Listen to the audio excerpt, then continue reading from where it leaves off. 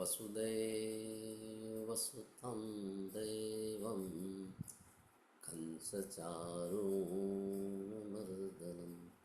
देवकी परमानन्दं कृष्णं वन्दे जगद्गुरुं कृष्णं वन्दे जगद्गुरुं गुरुर्ब्रह्मा गुरुर्विष्णु गुरुर्देवो महेश्वर गुरु साक्षात् परब्रह्म तस्मै श्री गुरुवे नमः। तस्मै श्री गुरुवे नमः। भगवान श्री गणेश, शिव पार्वती, महाअवतार बाबा जी, ब्रह्म ऋषि पत्नी जी सर, भारत के सभी ऋषियों, सप्त ऋषियों, योगियों, ध्यानियों, संतों, महंतों, गुरु, सदगुरु, अपने अपने माता पिता जनों को सभी को मैं आदर से प्रणाम करता हूँ और उनकी चेतनाओं को भी मैं नमन करता हूँ। और गीता अध्याय 8 अक्षर ब्रह्म योग के लिए मैं इंदू जी मैडम को इनवाइट करता हूँ, उनका हार्दिक स्वागत करता हूँ। और जूम सेशन पर जुड़े हुए सभी गीता प्रेमियों को और यूट्यूब पर सुनने वाले सभी गीता प्रेमियों को मेरा आदर से नमस्कार, नमस्ते, आत्मवंदन। तो आइए मैडम और अपना गीता ज्ञान शेयर करें। Thank you so much.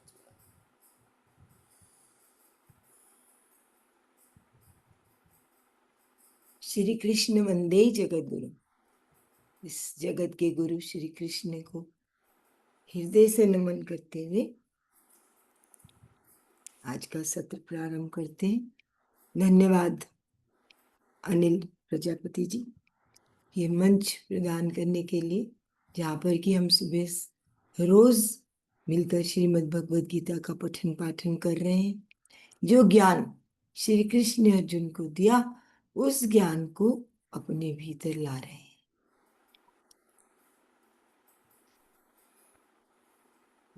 मैं इस शरीर में इंदु सूद सभी मित्रों का जो यहाँ पर जुड़े हैं और जो बाद में यूट्यूब पर जुड़ेंगे, सभी का मैं हार्दिक स्वागत करती हूँ।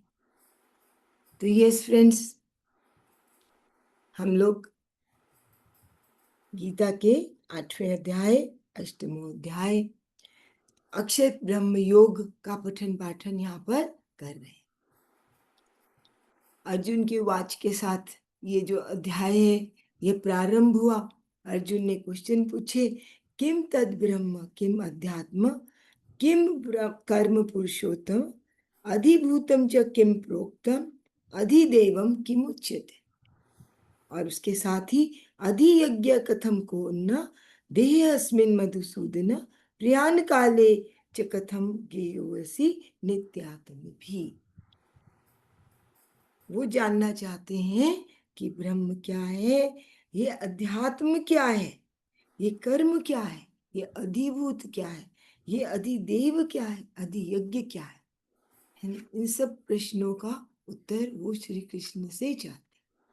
और यही जिज्ञासाएं हमारे भी उठती हैं मन में। हम भी जानना चाहते हैं कि ये क्या है सब कुछ, जिसके बारे में श्री कृष्ण कह रहे हैं। और श्री कृष्ण ने फिर बहुत ही विस्तार से जो है अर्जुन को इस सब के बारे में जो बताया। तो ये इसमें आगे चलने के से पहले हम इन प्रश्नों के उत्तर जो श्री कृष्ण ने दिए हैं, उससे पहले चलिए हम 10 मिनट ध्यान में चलते, ताकि हम में वो पात्रता आ जाए, हम उसको और अच्छे से अपने में ग्रहण कर पाए। तो पैर क्रॉस कर लीजिए, हाथों की उंगलियों में चश्मा पहने उतार के रख लीजिए, आंखें कोमलता से बंद, हृदय में प्रसन्नता का भाव, क्योंकि ध्यान कुछ न करना ही ध्यान है। हमको कुछ एफर्ट इसमें नहीं करना पड़ता। और हृदय से नमन करते हुए सभी गुरु मंडली को हमें अपने ही भीतर जाना है। कुछ पीछे का नहीं सोचना, कुछ आगे की कल्पना नहीं करनी। इस क्षण में रहते हुए हम ध्यान में चलेंगे। आंखें बंद।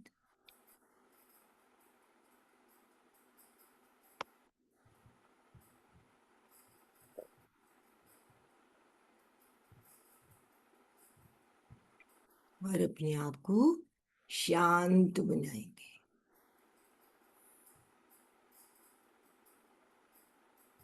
बाहर से विमुख होते हुए भीतर सम्मुख होंगे। अपने ही भीतर जाना है हमें। अपने ही भीतर उस दिव्य चेतना से जुड़ना।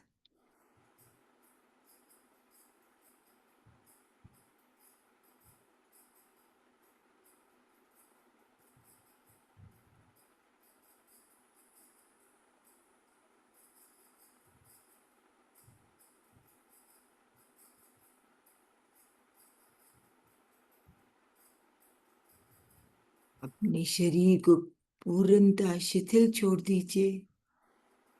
Relax, relax, relax.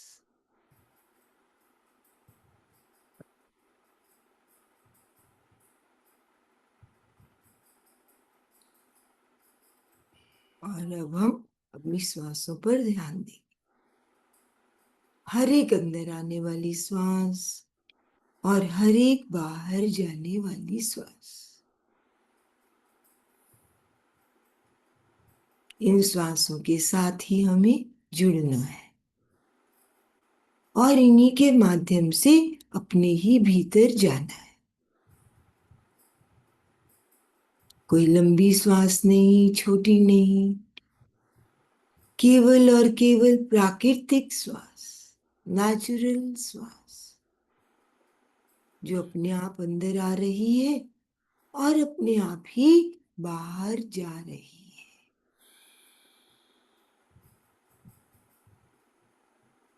विशेषता उसको हम फील कर सकते हैं अपने पेट में। जब कोई श्वास अंदर आती है, हमारा पेट थोड़ा सा बाहर, और वही श्वास जब बाहर जाती है तो पेट अंदर हो जाता है।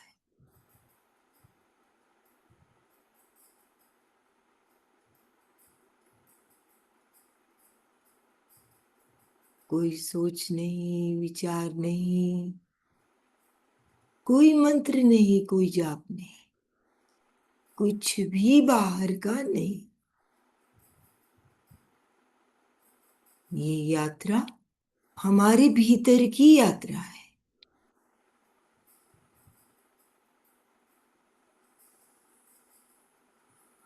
अपने ही भीतर उतरकर हम स्वयं को जान पाते हैं।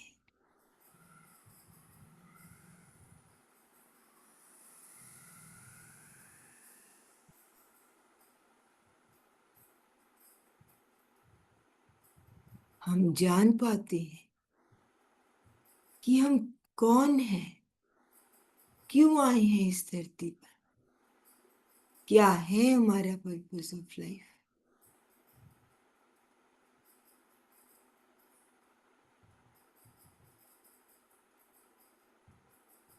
हम जुड़ जाते हैं, एक हो जाते हैं उस दिव्य चेतना के साथ,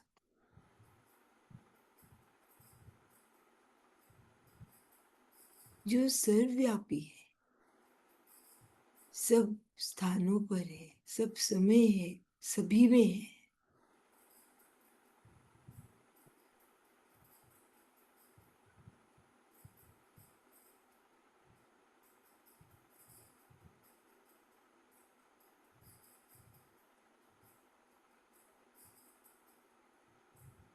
जुड़े रहिए श्वासों के साथ। हर एक अंदर आने वाली श्वास, हर एक बाहर जाने वाली श्वास, और अपने ही भीतर शांत होते जाइए। शांत, शांत शांत।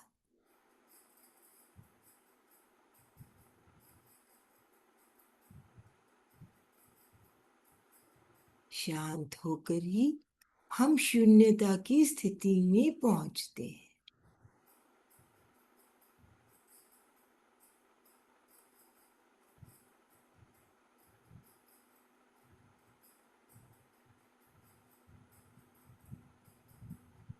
शून्यता की स्थिति वो स्थिति जहां हमें शरीर का, समय का ध्यान नहीं रहता।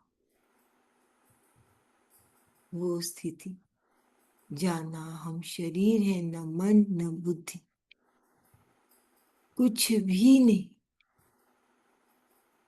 और कुछ भी ना होकर भी हम पूर्ण हैं, दिव्य हैं।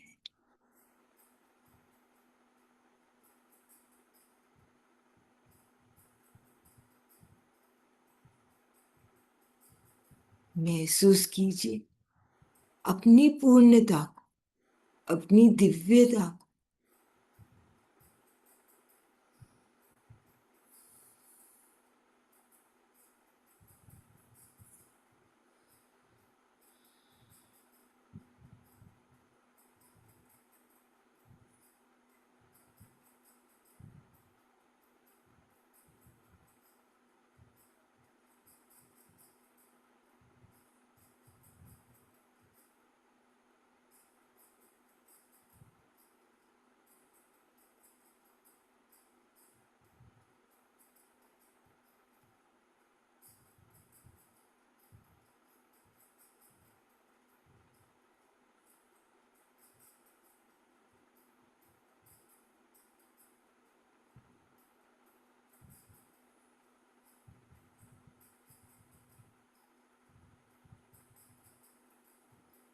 पूर्णता शांत।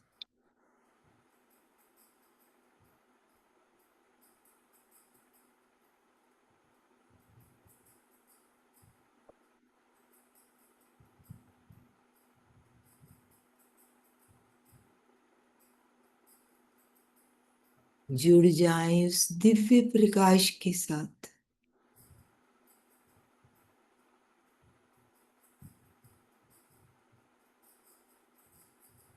जो आपके भीतर आ रहा है, ब्रह्मरंध्र के द्वारा। सुनहरा प्रकाश बहुत दूर कहीं से आता हो,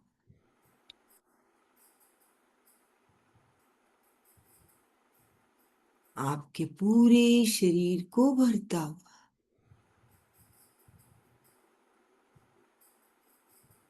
आपकी दिव्यता को बताता हुआ।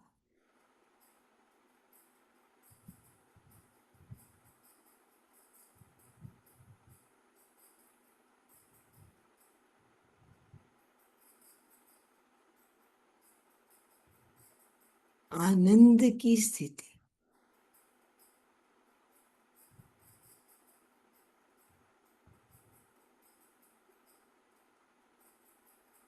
भीतर का आनंद, सत चित आनंद, जिसका स्रोत हमारे भीतर ही है।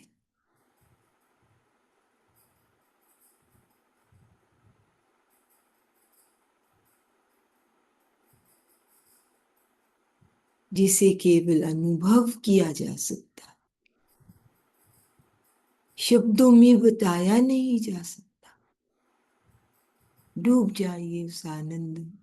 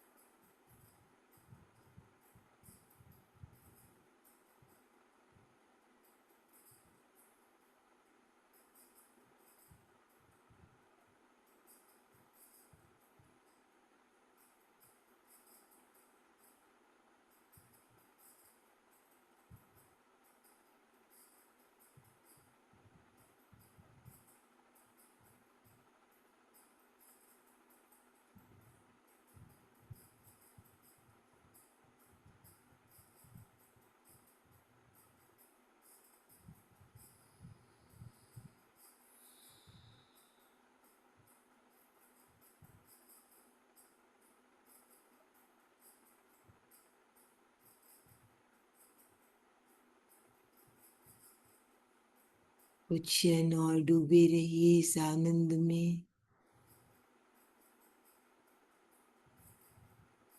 और फिर हम धीरे धीरे बाहर आएंगे।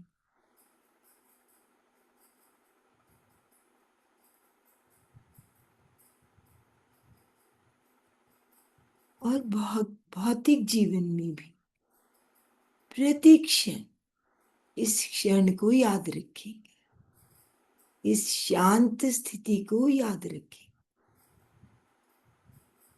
हमें शांत ही रहना है, भीतर से शांत।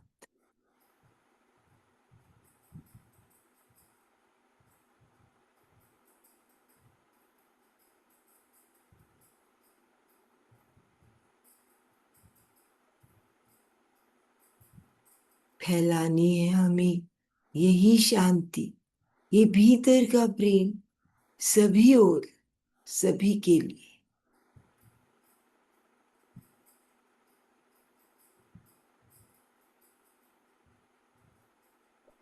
सभी इस शांति को महसूस करें। सभी का एक दूसरे से व्यवहार प्रेममय,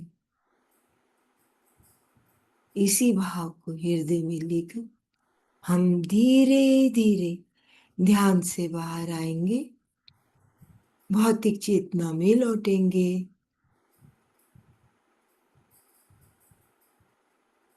अपने आसपास के वातावरण के प्रति, किसी भी प्रकार की ध्वनि के प्रति, अपने आसन के प्रति, अपने आसपास के तापमान के प्रति और अपने शरीर के प्रति सजग हो जाइए धीरे धीरे।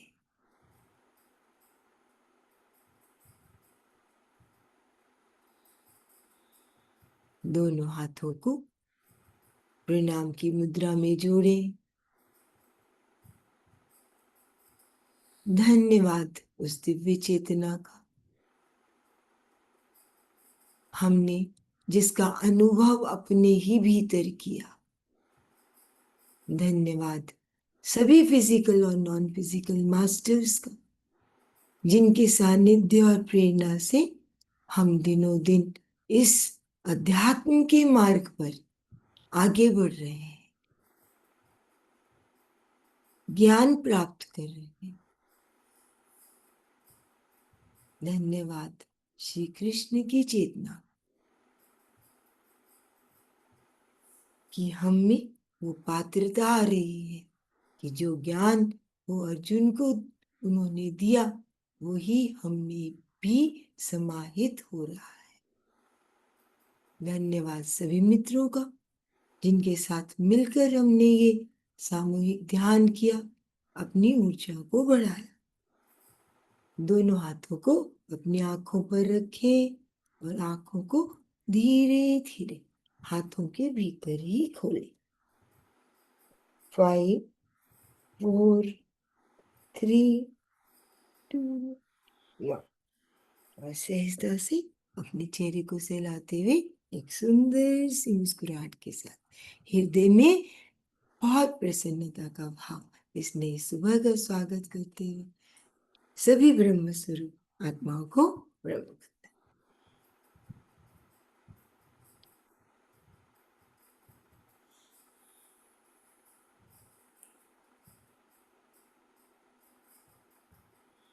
तो यस फ्रेंड्स, ध्यान के बाद अब हम चलते हैं ज्ञान की ओर।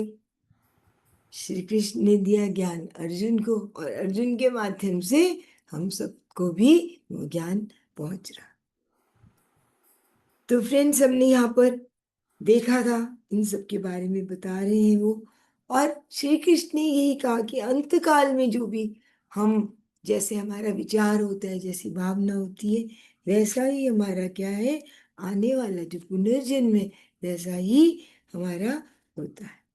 तो अंत काल कौन सा है, कौन सा हमारा प्रयाण काल होगा, ये तो हमें नहीं पता। तो फिर क्या करें? तो प्रत्येक क्षण को ही अपना प्रयाण काल समझे। कौन सा क्षण हमारे जीवन में अगला आने वाला है, कौन सा नहीं आने वाला, हमको नहीं मालूम, है ना। क्षण भंगुर जीवन की कलिका, कल प्रात समय खिले ना खिले। तो हर एक क्षण हम उसको याद रखें, हर एक क्षण हम ऐसा विचारों से मुक्त होकर जीवन जिए, ताकि कोई विचार हमारे में हो ही ना। और उसके लिए उन्होंने एक प्रोसेस भी बताया कि हम क्या करें। हम अपने जो है प्राणों को, जो योगी लोग करते हैं प्रयाण काल में, जब उनको लगता है कि वो योग बल से उनको लगता है कि अब हमारा जो है प्रयाण काल आ गया है, अंतिम क्षण आ गया है, तो वो क्या करते हैं, अपने योग के बल से अपने प्राणों को अपनी भौं के मध्य में, भूर मध्य जिसको कहा गया है, वहां पर वो इकट्ठा कर लेते है ना, थर्ड आई जिसको कहा जाता है। और उसको वहां पर संग्रहित करते हुए, और उसके बाद क्या कहा गया, सारे द्वारों को बंद कर लेते, सर्व द्वारानी संयम मनोहृदय निरुद्धय। सारी प्रवृत्तियों से, सभी से वो निवृत्त हो जाते हैं और अंदर की ओर जो है वो आ जाते हैं, यानी कि सारे विषयों से अपने को जो है हटाकर अपने को एकाग्र कर लेते हैं अपने ही भीतर, है ना। और फिर उसके बाद ये कहा कि कहाँ हमको देखना है, ये जो व्यक्त है सब कुछ, उसके पीछे भी जो अव्यक्त है, और अव्यक्त से भी पीछे जो परा है, परा भौतिक है, जो अपरा से परा है ना, बियॉन्ड दिस ऑल। तो वहां तक हमको जो है पहुंचना है। और वहां पर जब हम पहुंच जाते हैं तो फिर क्या होता है, फिर हमारा पुनर्जन्म नहीं होता। हमारे ये जो आवागमन का जो चक्कर है, पुनरपि जन्म पुनरपि मरणम, वो हमारा क्या है, छूट जाता है। हम उसी दिव्य में एक हो जाते हैं, उस अव्यक्त में ही, उस परम में ही एक हो जाते हैं, हम उस परम धाम में पहुंच जाते हैं। और क्योंकि उससे पहले के जो धाम है वो तो क्या है, वो तो पुनरावृत्ति है। हम अगर स्वर्ग में भी जाते हैं अच्छे कर्म करके, तो भी हमको क्या है, फिर वापस आना ही पड़ेगा भोगों को भोगने के लिए। जो हमने अच्छे कर्म किए उसका भोग कैसा मिलेगा, as you sow as you reap. अच्छा करा है तो अच्छा मिलेगा, लेकिन उसको भोग कहाँ पे करेंगे, भोग हमको शरीर में ही आके करना पड़ेगा, और उसके लिए हमको शरीर धारण करना ही पड़ेगा, चाहे हमारा एक भी भोग, एक भी कर्म रह गया है तो ये सारी बातें यहाँ पर जो है बहुत ही अच्छे से बताई जा रही है ना। तो ये हमने यहाँ पर देखा। अब आगे के श्लोक हम देखते हैं, 24 नंबर श्लोक जो है, यहाँ पर बहुत ही जो गहरी बातें जो है यहाँ पर कही गई।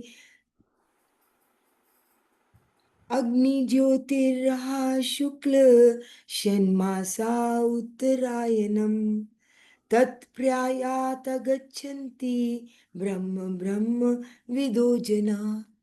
तो यहाँ पर जो है समय की बात यहाँ पर बताई जा रही है कि कौन से समय में हम जो है शरीर का त्याग करें, क्योंकि जो योगी लोग हैं वो अपने प्राणों को जो है अपने में जो है वो योग के बल से, जितना योग उनका जो है बलवान होगा, वैसा ही वो अपने प्राणों को संयमित कर लेते हैं। उसी जगह वो प्राणों को ले जाते हैं जहां पर वो ले जाना चाहते हैं। तो हमें भी क्या यहाँ पर बार बार कहा जा रहा है, पहले के हमने अध्यायों में भी देखा कि हमको अर्जुन को वो कह रहे योगी भव। तो हे अर्जुन, तुमको योगी बनना है, और योगी बनने के लिए बहुत सारे प्रोसेस अभी तक उन्होंने बता दिए। अभी तक के अध्यायों में उन्होंने सारे योग के बारे में ही बातें करी। हमको कर्म योग बताया, सांख्य योग बताया, हमको ज्ञान योग बताया, हमको ध्यान योग बताया। ये सब क्या है, ये सब प्रोसेस ही है उस दिव्य चेतना तक पहुंचने के लिए, अपने ही अंदर उतरने के लिए, है ना। तो यही बातें यहाँ पर कही जा रही हैं। और यहाँ पर अगर हम जो सीधी बातें तो यही कही जा रही है कि ये जो अग्नि है, ये जो ज्योति है, प्रकाश है, ये इसके इसको देखते हुए जो है, जो हमारे को समय जो यहाँ पर बताया जा रहा है, उत्तरायण और दक्षिणायन की बात यहाँ पर की जा रही है। तो उसी को अगर हम ये देखें, अगर अग्नि के रूप को अगर हम बहुत सूक्ष्मता से देखते हैं तो अग्नि में ज्योति है। ज्योति के रूप में जब अगर हम देखते हैं तो अग्नि क्या है, हमेशा ऊपर की ओर जाती है। ज्योति को हम देखते हैं तो ज्योति का प्रकाश चारों ओर फैलता है। है ना। तो यही यहाँ पर बात की जा रही है कि हमको भी प्रयाण काल में जो कैसे है अग्नि की तरह हमको अपना योग के बल से क्या करना है, हमने अपनी ऊर्जा को जो है नीचे से ऊपर की ओर उठाना है। हमको मूलाधार से अपनी ऊर्जा को कहाँ लाना है, प्रयाण काले जो हमको है अपनी दोनों भुवों के बीच में वैसी जगह पे अपनी ऊर्जा को लेकर आना है ना। तो ये बात यहाँ पर जो है भाव के रूप में ये बात बताई जा रही है। और उसके बाद जो आ रहा है उत्तरायण और दक्षिणायन की बात यहाँ पर कही जा रही है। और ब्रह्म विदो जना, जो विद्वान हो गए हैं, जिन्होंने ब्रह्म के बारे में जिन्होंने बिल्कुल अच्छे से जान लिया है और जो योग का भी बल जिसमें है, वो क्या करते हैं, दो तरह के मार्ग यहाँ पर जो है बताए गए। उत्तरायण का मार्ग बताया गया और दक्षिणायन का मार्ग बताया गया। तो इन मार्गों को भी हम जो है थोड़ा समझे कि यहाँ पर वास्तव में क्या कहा जा रहा है। जो उत्तरायण का मार्ग है वो क्या है, वो प्रकाश का मार्ग है ना। शुक्ल पक्ष का जो मार्ग हमको यहाँ पर बताया जा रहा है, शुक्ल शनमासा उत्तरायण। शुक्ल पक्ष में हम फ्रेंड्स क्या देखते हैं, शुक्ल पक्ष में जो है चंद्रमा की कलाएं भी हम देखते हैं। तो वो अमावस से जो है धीरे धीरे धीरे धीरे वो कलाएं पूर्ण होकर पूर्ण हो जाती हैं, है ना। और दक्षिणायन कौन सा मार्ग है, जो अंधकार का मार्ग है, जब पूर्ण से होते हुए हम धीरे धीरे धीरे धीरे ऊर्ध्व गति की ओर जो है एक समय आता है जब अमावस हो जाती है, जब अंधकार हो जाता है ना। तो इसी तरह हमको भी कहा क्या करना है, हमको भी अपने जीवन में धीरे धीरे धीरे धीरे जो है उत्तरायण के मार्ग में चलना है, ऊपर की ओर हमको उठना है, ऊर्ध्व गति में हमको चलना है। तो उसी उसमें जो वो कहते हैं यहाँ पर कहा गया कि उपनिषद में ब्रह्म सूत्रों में यही बातें यहाँ पर कही गई कि हमको जो है उस मार्ग को अपनाना है, अपने को जो है उस मार्ग पर हमको ऊपर की ओर जो है चलाना है। जिस प्रकार की अग्नि ऊपर चलती है, ज्योति हमारी हमेशा ऊपर की ओर, हम देखते हैं फ्लेम जो है ज्योति की ऊपर उठेगी, है ना। तो उसी तरह हमको जो है आत्मज्ञान जब हो जाता है तो हमको अपना उत्थान, जैसे पहले भी कहा गया, उद्धरेत आत्मनत आत्मन, हम स्वयं अपने शत्रु हैं, स्वयं अपने मित्र हैं। आत्मा का उद्धार जो है हम स्वयं अपना उद्धार अपने आप कर सकते हैं। तो ये मार्गों की बातें यहाँ पर जो कही जा रही है, वास्तव में भाव में वही बात की जा रही है। क्योंकि अगर हम भौतिक संसार में देखें तो ऐसा तो है नहीं कि हम शरीर अपने आप से त्यागेंगे, है ना। उतने समय तक आज हमारे में योग बल उतना नहीं है कि उतने समय तक हम उस उत्तरायण तक आने तक अपने आप को जो है संयमित रख सके, है ना। तो यहाँ पर यही बात हमको, बहुत से लोगों का ऐसा होता है कि उत्तरायण के समय में ही जो शरीर त्यागते हैं, तो क्या वो वहां तक पहुंच पाते हैं? नहीं फ्रेंड्स, वहां तक पहुंच पाने के लिए हमको भीतर से उसके साथ जुड़ना है। हम तक उस ब्रह्म को वास्तव में जाना है।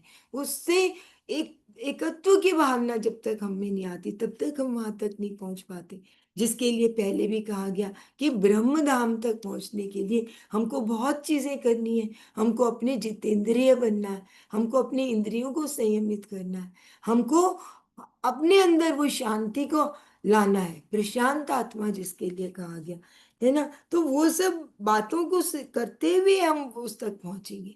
तो यहाँ पे जो समय की जो सीमा को निर्धारित किया गया, वास्तव में वो हमारे भीतर की ही स्थिति है, जिसके बारे में यहाँ पर जो है बताया जा रहा है। जो अज्ञान का मार्ग है, जब तक हमको ज्ञान नहीं है तब तक हमको क्या है, हम दक्षायन के मार्ग पे ही चलते हैं, हमको संसार के मार्ग पर ही जो है हम चलते रहते हैं, है ना।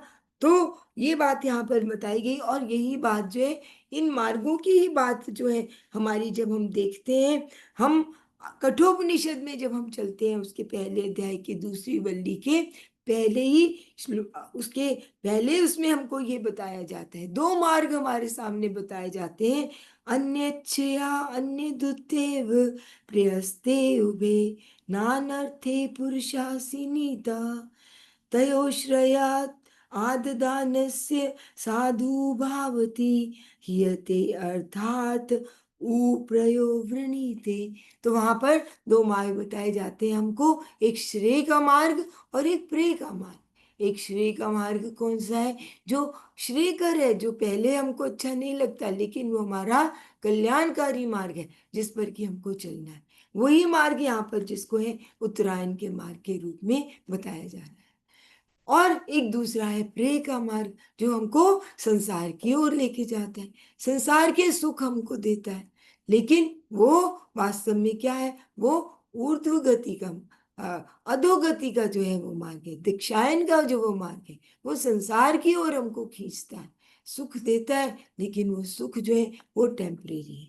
तो यही बातें यहाँ पर जो है, यहाँ पर बार बार हमको दूसरे भाव से रूप में हमको बताए जा रहे हैं।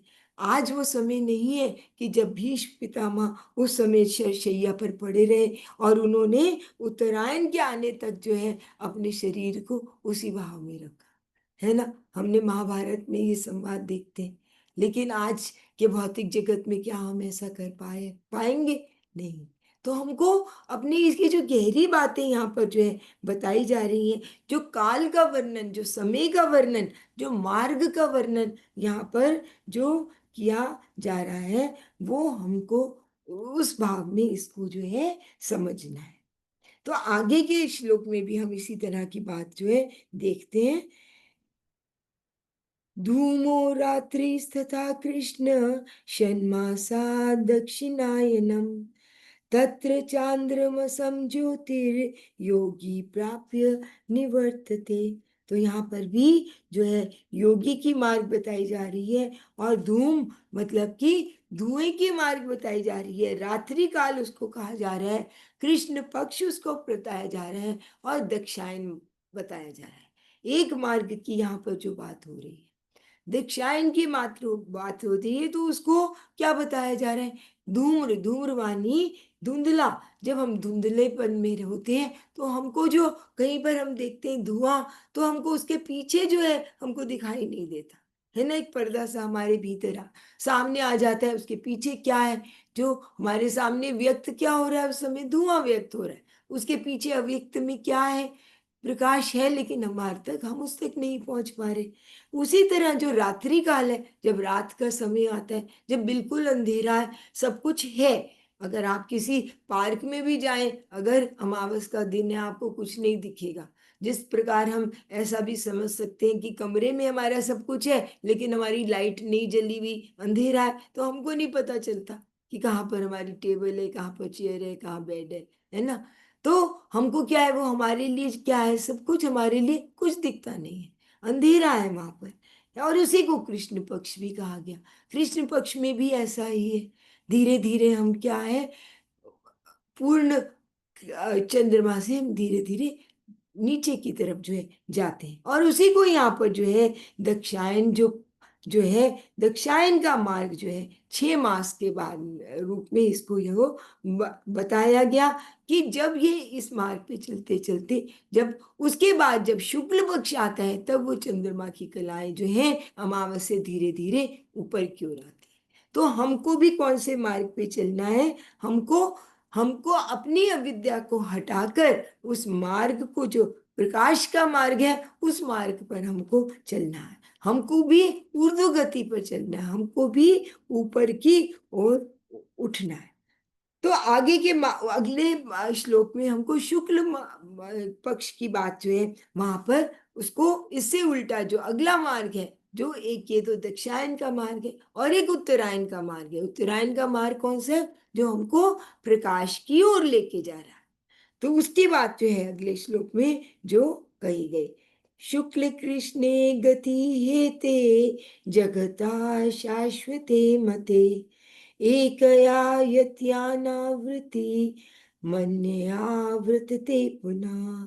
तो यहाँ पर संसार को फिर उन्होंने ये कहा कि जो शुक्ल और जो कृष्ण पक्ष, ये दोनों ही शाश्वत हैं, दोनों ही आने हैं। ऐसा नहीं है कि सिर्फ शुक्ल पक्ष ही हमारे जीवन में रहेगा, पक्ष तो दोनों ही आने हैं। हम रोज के जीवन में भी देखते हैं कि कृष्ण पक्ष भी है और शुक्ल पक्ष भी है।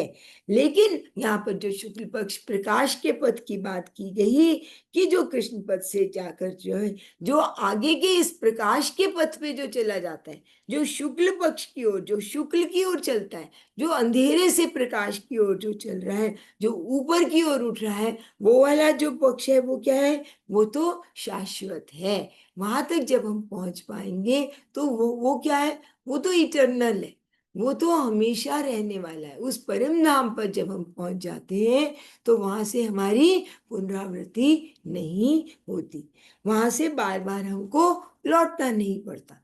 तो ये बात यहाँ पर जो बताई है, दोनों ही पथ उसी के हैं, ये भी हमको नहीं भूलना है ना। हमारे जीवन में भी, जो हमारे जीवन में भी कृष्ण पक्ष भी आ रहा है और शुक्ल पक्ष भी आ रहा है। अप्स एंड डाउन्स जो हमारे जीवन में आते ही हैं, कभी हम नीचे की ओर हैं, कभी हम ऊपर की ओर हैं। लेकिन हमको जब अविद्या जब हमारे जीवन से हट रही है, जब हमारे जीवन से अज्ञान हट रहा है, जब हमारे जीवन से वो धुआं जो है वो हट रहा है और हम जो है प्रकाश की ओर बढ़ रहे हैं, तब हमको है, तब हमको पता चल रहा है वास्तव में हमारे लिए कौन सा मार्ग है, कौन से मार्ग पे हमको जो जाना है। और वही मार्ग हमारे लिए श्रेयकर है, वो हमको प्रिय का जो मार्ग है, जो हमको अच्छा लग रहा है संसार की मार्ग के जो विषयों में हम जाते हैं, बहुत अच्छा लगता है, बहुत सुखद सुख की अनुभूति वो देते हैं, लेकिन वो सुख सारा टेम्परेरी है, यहीं पे रहने वाला है। ये हमको यहाँ पर समझा गया। और इसी के बारे में अर्जुन को श्री कृष्ण जो है अगले जो है श्लोक में भी बता रहे हैं। नेते स्मृति पार्थ जानन योगी मुह्यति कश्चन तस्मात् सर्वेषु कालेषु योग युक्तो भवार्जुना।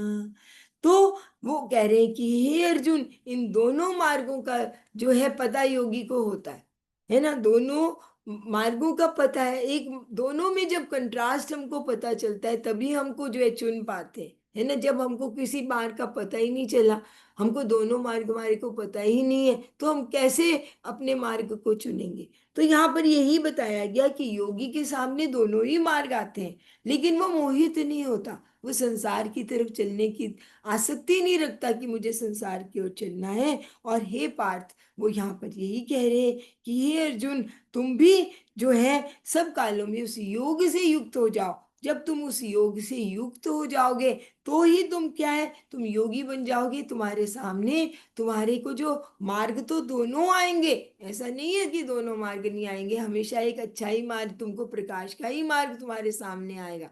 लेकिन उस मार्गों में कौन सा मार्ग तुम्हें अपनाना है, वो जो विवेक जागृत होगा, वो विवेक कैसे जागृत होगा? वो जो है जब हम उससे जुड़ जाएंगे, जब हम हायर सेल्फ से जुड़ जाएंगे, जब हम उस पर ब्रह्म से जुड़ जाएंगे, तभी हमारे अंदर जो है ऊपर से ही वो प्रज्ञा आएगी, ऊपर से ही वो विवेक जो है हमारे ऊपर आएगा, जो हमको बताएगा कि डिस्क्रिमिनेट करेगा कि कौन सा मार्ग हमारे लिए जो है ठीक है, कौन से मार्ग पे हमको चलना है, कौन से मार्ग से ही हम उस प्रकाश की ओर पहुंच पाएंगे। तो ये मार्ग जो है हमको यहाँ पर जो है बहुत अच्छी तरह जो है अर्जुन के माध्यम से श्री कृष्ण भी सभी को ज्ञान दे रहे। हमारे सामने भी फ्रेंड्स दोनों मार्ग है ना। हम भी देखते हैं कि संसार का भी मार्ग है, लेकिन हमको ये भी नहीं भूलना है कि हमको ये नहीं कहा जा रहा कि संसार से हट जाओ। ये एक जगह भी यहाँ पर ये कहा नहीं गया। यहाँ पर तो श्री कृष्ण बार बार ही यही कह रहे हैं कि दोनों ही मार्ग है, लेकिन ये हमारे ऊपर है, हमारी फ्री विल है ना।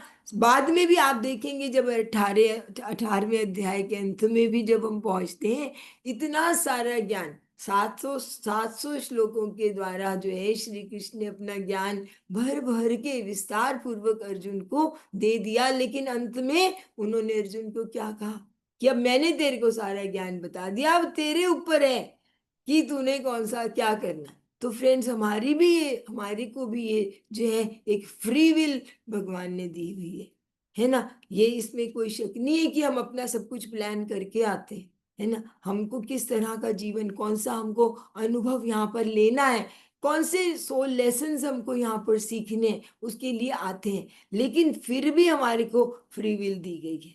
कि हमको हमारे सामने मार्ग हैं और मार्ग दिखाने वाले भी हैं, है ना। हमारे जो ये गुरु मंडली है, जो हमारे गुरु हमारे जीवन में आते हैं, वो क्या है, वो एक तरह के दिए ही हैं, वो सूर्य का प्रकाश ही है जो हमारे को मार्ग दिखा रहे हैं, है ना। लेकिन वो कौन से मार्ग पे हम चले, ये तो हमारे ऊपर ही है ना। जो सूर्य का प्रकाश अगर हम प्रकृति में देखें, सबको प्रकाशित, सब कुछ प्रकाशित हो रहा है। अब सूर्य के प्रकाश में हम क्या काम करते हैं, ये तो हमारे ऊपर ही है ना। सूर्य के प्रकाश में हम नेचर को, हम अच्छा सा उसको अप्रिशिएट कर रहे हैं, नेचर में जाके ध्यान कर रहे हैं, अच्छे अच्छे काम कर रहे हैं उस प्रकाश में। लेकिन कोई ऐसे भी है उस प्रकाश में अच्छी काम नहीं कर रहे, पेड़ों को काट रहे हैं, कुछ और ऐसे काम कर रहे हैं जो कि नीचे की तरफ जा रहे हैं, है ना। हिंसा का सहारा ले रहे हैं, जानवरों के प्रति जो अच्छा व्यवहार नहीं कर रहे, मनुष्यों के प्रति जिनके हृदय में प्रेम नहीं, तो वो भी तो प्रकाश में ही कर रहे हैं, लेकिन उनकी फ्री विल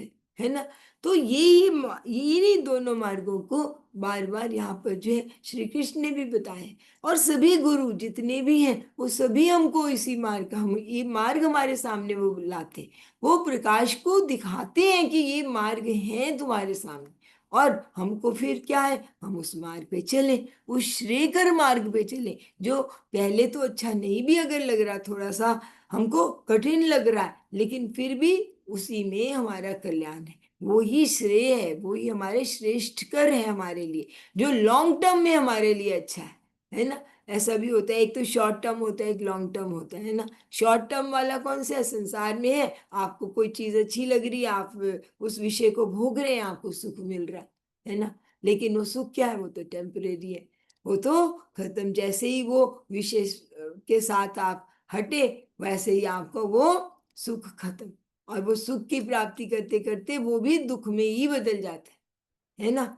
तो लेकिन ये जो हमारा दूसरा मार्ग है वो क्या है, वो तो शाश्वत है, इटर्नल है, वो जो आनंद हम अपने भीतर जो महसूस करते हैं उस दिव्य के साथ जुड़ के, वो हमारा कभी भी खत्म होने वाला नहीं है। तो यही बातें जो है यहाँ पर जो है बताया जा रही हैं, तो हम, और वो ही जब हम करेंगे तभी हमारा ऐसा होगा कि हमारा पुनरपि जन्म पुनरपि मरणम नहीं होगा, हम उस परम धाम पर पहुंच जाएंगे।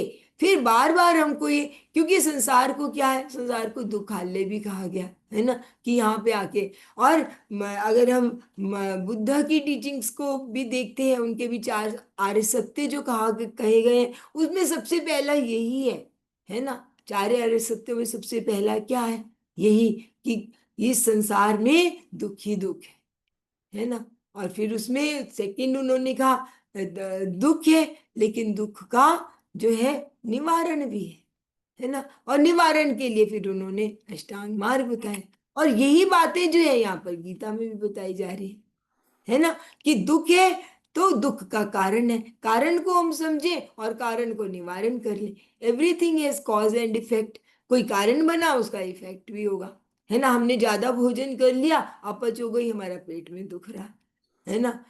इसी तरह हर एक चीज का, जिसको भी हम ये सोचते हैं कि हमारे को ये दुख हमारे जीवन में आ रहे हैं, तो उसका कहीं ना कहीं उसके पीछे हमारा ही कारण है। और हो सकता है ये क्रियामान कर्म ना हो, अभी के कर्म के कारण ना हो, लेकिन वो हमारे ही द्वारा किए गए कोई संचित कर्म जो है, जो प्रारब्ध कर्म है, जो हमको इस जीवन में हमको भोगने ही है, तो उनके द्वारा हमको ये दुख प्राप्त हो रहा है। और उस दुख को हम दुख के रूप में ना लेके एक लेसन के रूप में जब हम लेते हैं कि यस, ये दुख हमको क्या है, हमको कुछ सिखाने के लिए आ रहा है, हम इससे कुछ सीखें, तो हमको क्या है, वो फिर जब हमको वो दुख, उतना दुख नहीं लगता, हमको ये पता चल जाता है ज्ञान के द्वारा कि हमारे ही कर्मों का जो है प्रक्षेपण यहाँ पर हो रहा है, वो प्रक्षालन हो रहा है, कर्म हमारे कट रहे हैं, और जैसे जैसे कर्म कटेंगे वैसे वैसे ही जो है हम उस स्थिति में पहुंचेंगे कि हमको सारे कर्म एक दिन कट जाएंगे और वो मुक्त हो जाएंगे हम कर्मों से, और कर्मों से मुक्त होकर ही हमारा जो है पुनर्जन्म नहीं होगा, है ना। तो यही बातें जो है यहाँ पर जो है अलग अलग गहरे रूप से जो है बताई जा रही है। तो जो हम है 28 नंबर श्लोक यहाँ पर जो है, यहाँ का अंतिम श्लोक है हमारे अक्षर ब्रह्म योग का, वो देख लेते हैं। वेदेषु यज्ञेषु तपासु चैव दानेषु यत् पुण्यफलं प्रदिष्टम् अत्येति स तत्सर्वमिदं विदित्वा योगी परम स्थानुपैति चाद्यम। तो यहाँ पर यही फिर से देखिए बताया जा रहा है कि इस तत्व को जानकर, जो इस तत्व को जान गया है ना, उस तत्व को, उस ब्रह्म को जान गया कि कौन सा हमारे लिए मार्ग जो है ठीक है, कौन से मार्ग पे हमको चलना है, जो ये जान लेता है। और वो किस तत्व से जान रहा है? अगर हम ये समझते हैं कि वेदों के द्वारा और यज्ञ के द्वारा, तप के द्वारा, इन सब मार्गों के द्वारा ही जो क्या होता है, जो आगे बढ़ते हैं, लेकिन जो क्या है, इनके द्वारा भी हमको क्या होते हैं, हम सिर्फ, अगर सिर्फ इसको इस मार्ग, इस भाव से लेंगे कि हमको संसार में रहने के लिए हम अगर ये सारे मार्ग को अपनाएं, कोई यज्ञ हम सकाम भाव से कर रहे हैं, कोई अनुष्ठान हम सकाम भाव से कर रहे हैं, दान सकाम भाव से कर रहे हैं, तो हम क्या है, तब तो हमारे को क्या होगा, हम वैकुंठ धाम तक पहुंचेंगे, और वहां तक पहुंचेंगे और वहां से फिर हमको वापस आना पड़ेगा।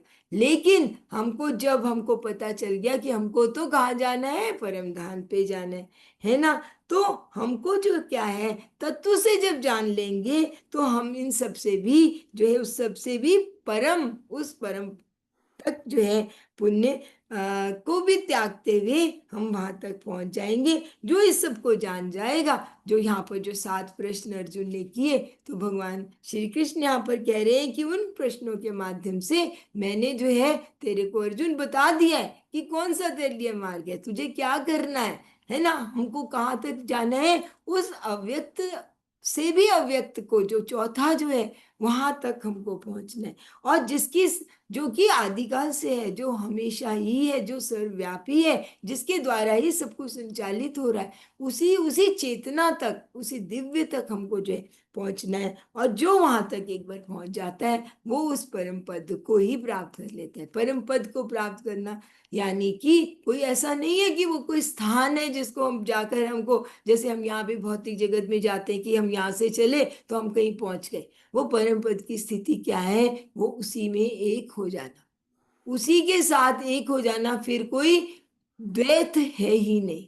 अद्वैत की स्थिति, आनंदमय स्थिति, फिर कुछ भी यहाँ पर है नहीं, है ना। तो उस स्थिति के बारे में यहाँ पर जो है, इदम विदित्वा यहाँ पर कहा गया कि यह जानकर, ये जो बातें सारी इस अध्याय में जान गए कि है, और ये जो है सारे जो प्रश्न पूछे थे अर्जुन ने, उसके सारे उत्तर जो है यहाँ पर जो है उपदेश के रूप में जो श्री कृष्ण ने दिए हैं। और उसको जान के फिर अर्जुन को कहा कि यस, अब तू इसी मार्ग को अपना। और इसी के लिए फिर अगले अध्याय में राज विद्या राजगुह्य योग, और भी आगे राज विद्या राजगुह्य, और भी गहरा जो ज्ञान है वो जो है आगे और भी देंगे श्री कृष्ण। वो कहते हैं, कहेंगे, कह रहे हैं आगे के अध्याय के पहले उसमें कि परम गोपनीय जो है, जो ज्ञान है, गोपनीय से भी गोपनीय, गुह से भी गुह, वो मैं अब तू, क्योंकि अब अर्जुन तैयार है ना। हमने देखा कि अर्जुन सबसे पहले तो वो उसको सुनना ही नहीं चाह रहा ना, तो वो सुनना नहीं चाह रहा, विषाद, इतना विषाद में है कि वो तो सब कुछ छोड़ के। फ्रेंड्स, हमारे जीवन में भी ऐसा होता है बहुत बार, है ना, हम इतने विषाद में, हम किसी की अच्छी बात सुनते ही नहीं। और कोई दूसरा भी अगर विषाद में, जब तक कोई शांत नहीं है, उसको आप कोई बात भी समझाएंगे वो समझेगा नहीं। तो क्या करें? तो पहले तो हमको क्या करना है? विषाद से बाहर आना है ना। सबसे पहले यही क्या कहा गया, उस विषाद से बाहर आके फिर धीरे धीरे धीरे धीरे श्री कृष्ण ने उनको, अर्जुन को भी धीरे धीरे उपदेश दिया, और इस स्थिति तक वो पहुंचे कि अर्जुन के भीतर भी जिज्ञासा है ना। इस अध्याय के शुरू में हमने क्या देखा? यही तो देखा कि उसने स्वयं से क्वेश्चन करे श्री कृष्ण से कि मैं जानना चाहता हूं। तो कब जानना चाहा? जब वो अंदर से शांत हो गया, है ना। तो ऐसी ही स्थिति हमको भी लानी है, हम शांत हो, हमारे भीतर भी, हमारी भी जो जिज्ञासाएं हैं, कौन सी जिज्ञासाएं हैं? हम जब अध्यात्म के मार्ग पे चलते हैं तो हमारी आध्यात्मिक जिज्ञासाएं ही होती हैं कि हम कौन हैं, क्यों आए हैं, क्या हम सीखने आए हैं, इस जीवन में हम क्या प्राप्त करने आए हैं, क्या हमारे लेसन हैं, है ना।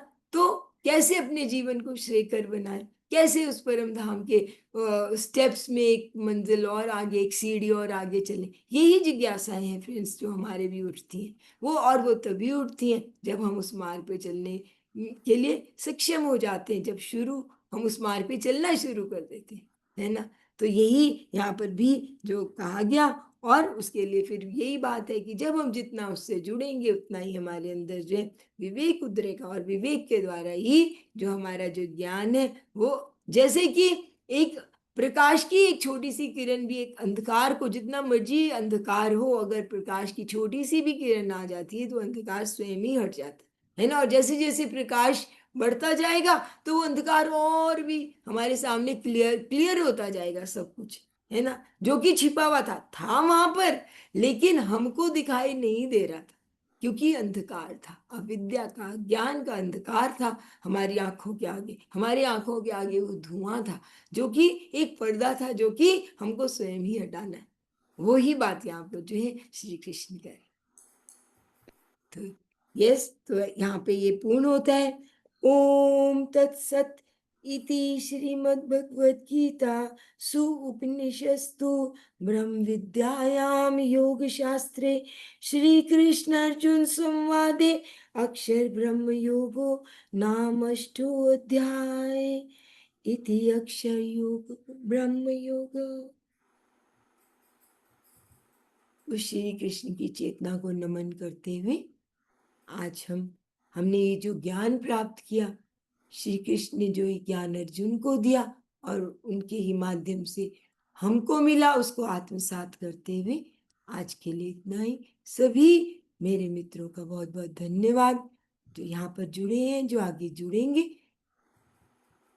हृदय से उन सभी का आभार। आत्मानंद नमस्ते। और गीता अध्याय 8 अक्षर ब्रह्मयोग, आप अक्षर की बात। हाँ, आवाज थोड़ी कम आ रही है अनिल जी आपकी। यस, अक्षर और अक्षर की बात जो बताई आपने बहुत अच्छी तरह से। अक्षर क्या है और अक्षर क्या है। तो अक्षर क्षणभंगुर है, और अक्षर जो है अविनाशी है, उसका नाश नहीं होता। तो पहला ही सांख्योग से ही बताया है अर्जुन को कि आपको संशय नहीं करना है, विषाद नहीं करना है, शोक नहीं करना है। ये तो शरीर क्षणभंगुर है, वो नाशवान है, और आत्मा जो है अमर है, अविनाशी है। तो अक्षर के साथ यही बात आती है। अक्षर यानी कि आत्मा जो है उसका कभी विनाशी नहीं होता, और मरता भी नहीं, जन्मता नहीं। और आपने परम धाम की बात, जो हम सबको परम धाम से आए हैं और परम धाम से ही जाना है। तो परम धाम जाने के लिए हमको भी तैयारी करनी पड़ेगी। कई कई मुसाफरी करने के लिए जाते हैं, 3-4 दिन का प्रवास, तो सब कुछ तैयारी करके हम जाते हैं। तो हम मनुष्य जीवन में परम धाम जाने की बात किसी के माइंड में आती है ना, तब उसको पता चलता है कि अरे हमारा घर तो परम धाम है, ये तो है ही नहीं। हमने जो बनाया है 1 करोड़ का मकान, ये तो हमारा घर कहाँ है, ये तो नासवान है, ये तो हर 100 दिन के बाद 100 साल के बाद भी गिरने वाला है, अथवा नहीं गिरेगा तो दूसरा और आके रहेगा ये मकान में। तो ये भाड़ा का मकान है हमारा भी, ये जो है शरीर, ये भाड़ा का मकान है। तारे गुजराती में एक भजन છે કે તારે રહેવું ભાડાના મકાનમાં, એવું એક ભજન છે સરસ। તો આ ભાડાનું મકાન છે આપણું, આ ક્યારે ખાલી કરવું અને ક્યારે ખાલી થઈ જાય। આપણે તો મકાન ભાડા આપીએ ને, भाड़े देते हैं किराए पर, तो हम खाली करवा देते हैं। लेकिन ये मकान भगवान कब खाली करवाएगा वो पता भी नहीं चलता। पता चलता है इसमें तो हम उसको वार्निंग देते हैं, भाई तुम्हारा 11 मंथ हो गया, करार खत्म हो गया है, खाली कर दो, तो वो खाली कर देता है। लेकिन यहाँ भगवान ऐसी चेतावनी देते हैं खाली करने के लिए हमारे मकान को। हुँ?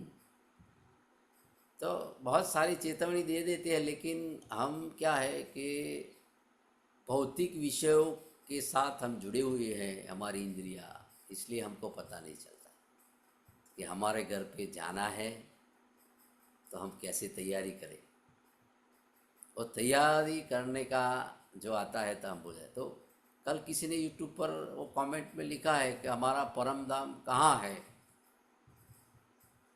तो मैंने सोचा कोई जवाब मैंने दे दिया कि भाई आपके पास थर्ड आई हो, दिव्य दृष्टि, और आत्मज्ञान प्राप्त होगा, हैं, तभी परम धाम की तुझे पता चलेगा कि परम धाम है कुछ, वहाँ हमको जाना है।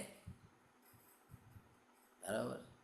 ऐसे श्मशान में जाके तो हमको वैराग तो होता है, जब श्मशान के बाहर आ जाते हैं, कब्रस्तान के बाहर, तो फिर ऐसा ही ऐसे हो जाते हैं। अरे वहाँ जाके बाद हमको कितना कितना वो ये संसार में तो ऐसा है, कितना वैराग आ जाता है।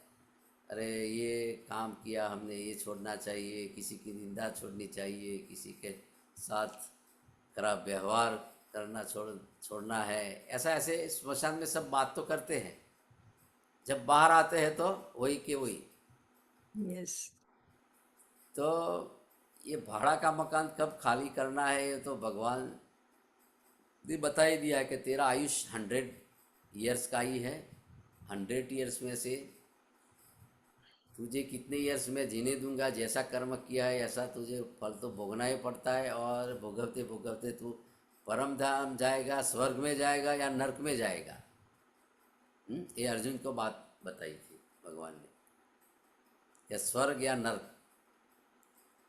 तू हारेगा तो नरक में जाएगा, जीतेगा तो स्वर्ग में जाएगा।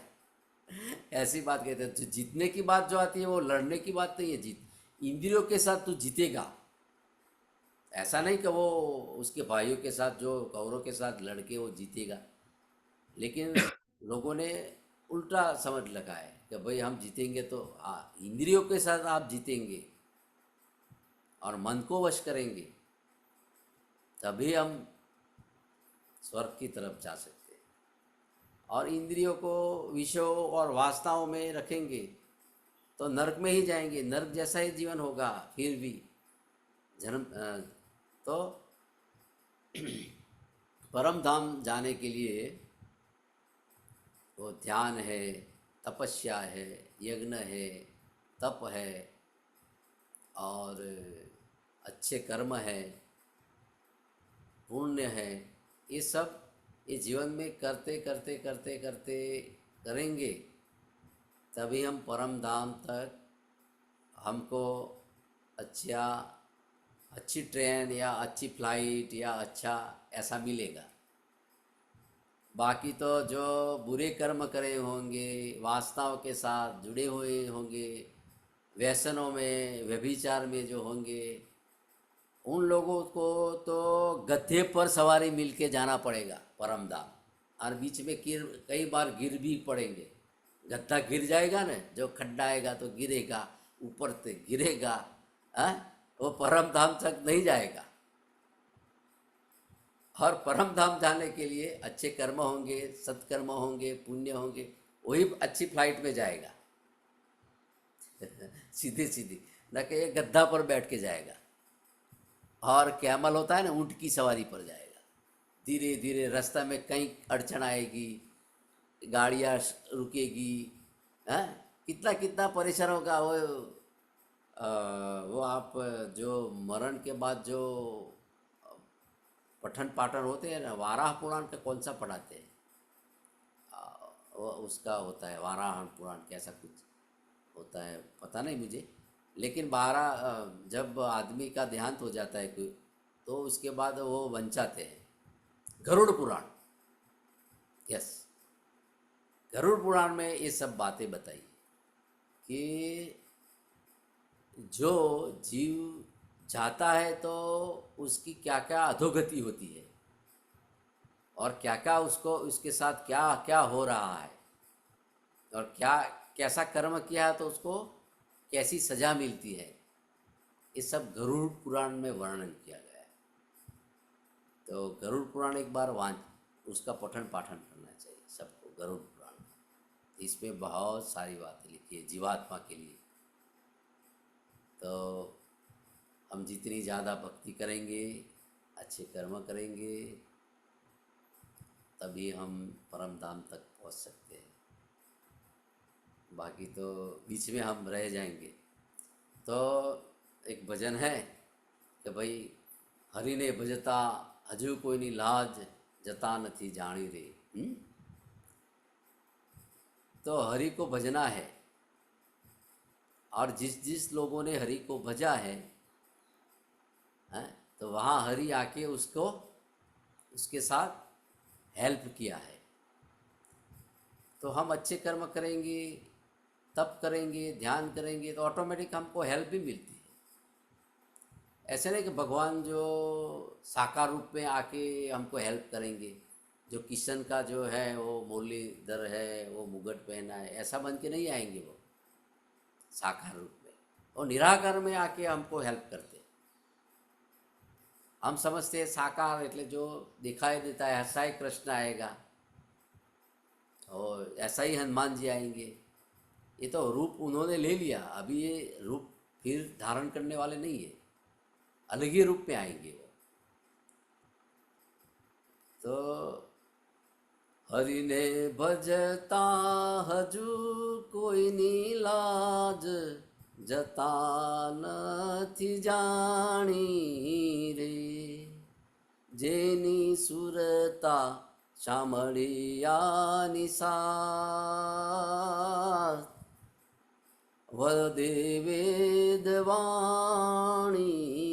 રે હરિને ભજતા હજુ કોઈની લાજ જતા નથી જાણી રે વાલે ઉગાર્યો પ્રહલાદ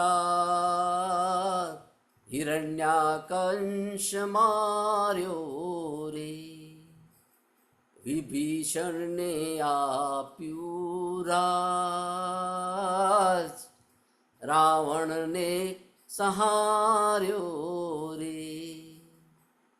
હરિને ભજતા હજુ કોઈની લાજ જતા નથી જાણી રે જેની સુરતા સાંભળિયાની સાથ વદે વેદવાણી રે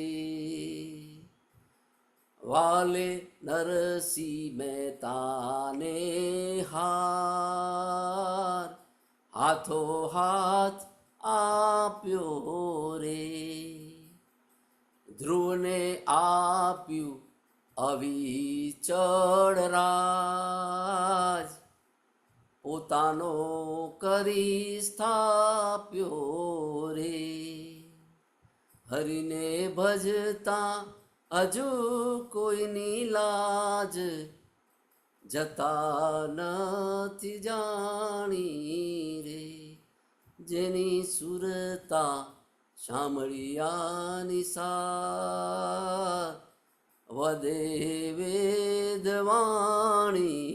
રે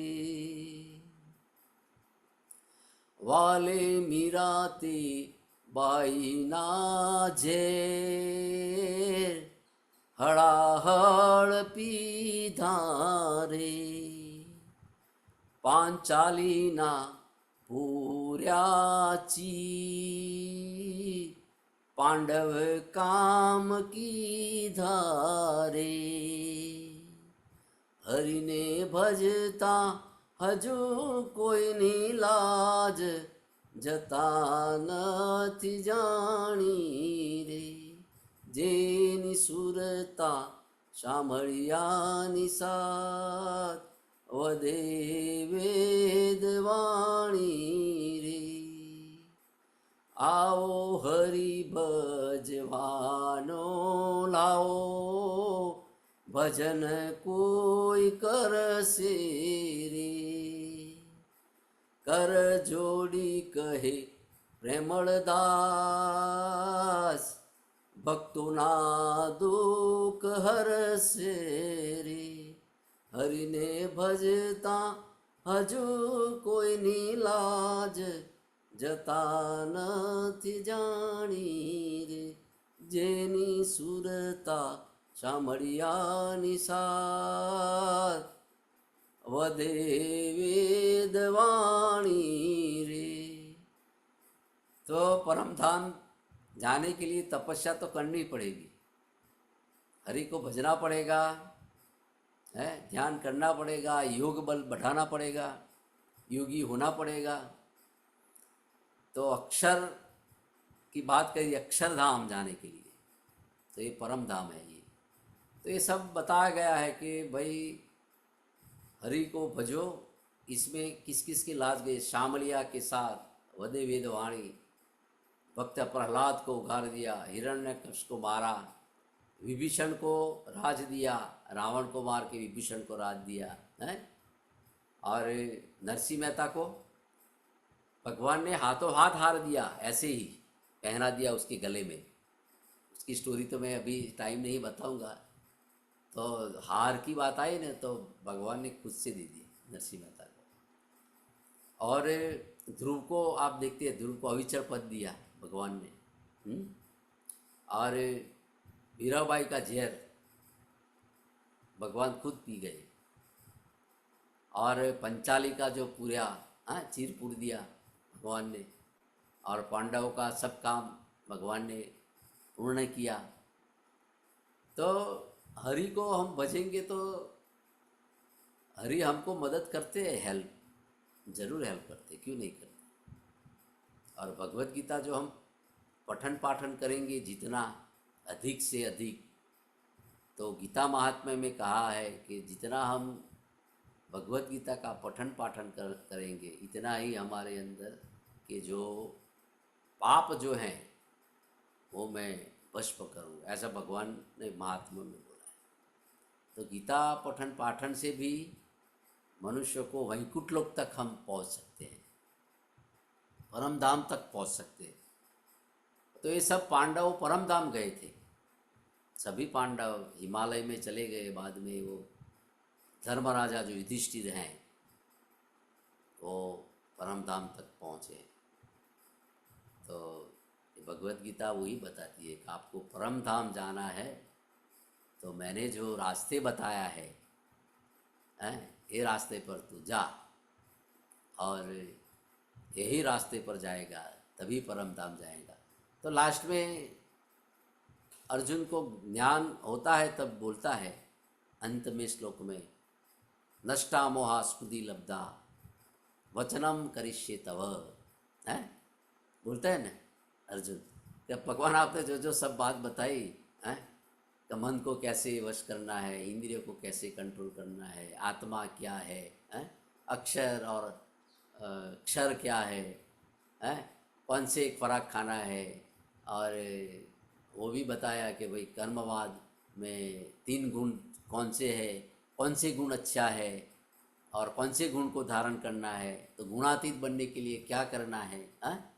तो ये भगवान ने सारी बातें भगवत गीता में बताई कि भाई अक्षर पुरुषोत्तम के मम वंशे जीवलोकी, मारो वंशी जीवात्मा है.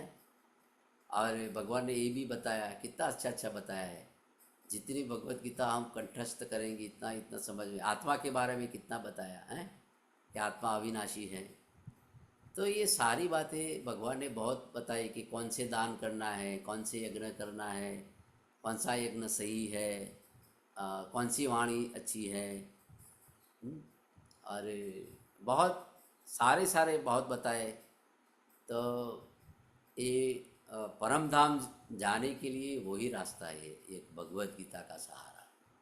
और उसके अनुसार हम आचरण करेंगे और उसके जो बताए मार्ग जो हम चलेंगे तो ज़रूर हम परम धाम तक पहुंच सकते हैं।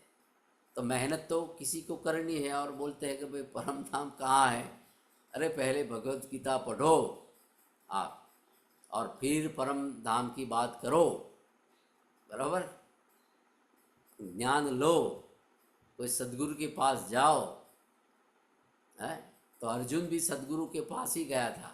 कृष्णम वंदे जगत गुरु, वो मित्र भी था, सखा भी था, है, दोस्त भी था, और लास्ट में उन्होंने गुरु भी बना दिया, सदगुरु बना दिया अर्जुन ने। तो वेरी नाइस, आज का अध्याय बहुत अच्छा इम्पोर्टेंट है। जितना इसमें ज्ञान गूढ़ रहस्य है अक्षर ब्रह्म योग में, बहुत पढ़ना चाहिए और उसको अंदर आचरण में लाना चाहिए। बहुत अच्छी बात है। Thank you so much madam, आपने अपना कीमती समय दिया। और लास्ट में एक दिन सबको ही 12 सितंबर को हम लगभग भगवद गीता का करेंगे, लेकिन लास्ट में आप सबको आना ही है एक मंच पर, सब आएंगे, मिलेंगे। और thank you so much Indu madam.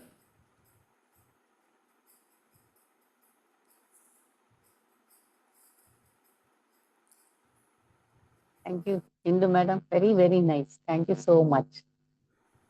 Anil sir, very nice. आप भी कैसे उसको समअप करते हैं, सब ऐसे एकदम संक्षेप में कितने अच्छे से बताए, और गाना गाते, भजन गाते, वेरी वेरी नाइस। मैं बहुत खुश हो गई हूँ madam, very very nice madam. Nice to see you in the morning also. I'll be seeing you in the evening. Yes. It's nice to see you in the morning. Very very। एक एक अध्याय important है भगवद गीता में। Every chapter has something important and some message for us. And हमको पढ़ना चाहिए, पढ़ाए दूसरों को भी पढ़ाना चाहिए और आचरण में भी लाना चाहिए, ये बात है। Very very. अनिल सर ने बहुत ही अच्छी तरह से, मैडम ने तो पूछने की बात नहीं, इतना तो ज्ञान है, अध्ययन किया है। Very nice madam, I am very fortunate. Thank you thank you. धन्यवाद गीता जी, और धन्यवाद अनिल जी, मंच यहाँ पर आने आपने सबको प्रोवाइड किया है। तो 2 लाइनें जो आप कह रहे थे ना, ये किराए का मकान है ना, तो 2 लाइन। अब बताइए बताइए बताइए, गाइए। जिंदगी एक किराए का घर है, जिंदगी एक किराए का घर है, एक ना एक दिन बदलना पड़ेगा। जिंदगी एक किराए का घर है, एक ना एक दिन बदलना पड़ेगा। मौत जब तुझको आवाज देगी, घर से बाहर निकलना पड़ेगा। मौत जब तुझको आवाज देगी, घर से बाहर निकलना पड़ेगा। ऐसी हो जाएगी तेरी हालत, काम आएगी दौलत न ताकत। ऐसी हो जाएगी तेरी हालत, काम आएगी दौलत न ताकत। छोड़कर अपनी ऊंची हवेली, छोड़कर अपनी ऊंची हवेली, तुझको बाहर निकलना पड़ेगा। जिंदगी एक किराए का घर है, एक ना एक दिन बदलना पड़ेगा। कर ले इन माँ से दिल की सफाई, कर ले माँ से दिल की सफाई, छोड़ दे अब भी सारी बुराई, छोड़ दे अब भी सारी बुराई।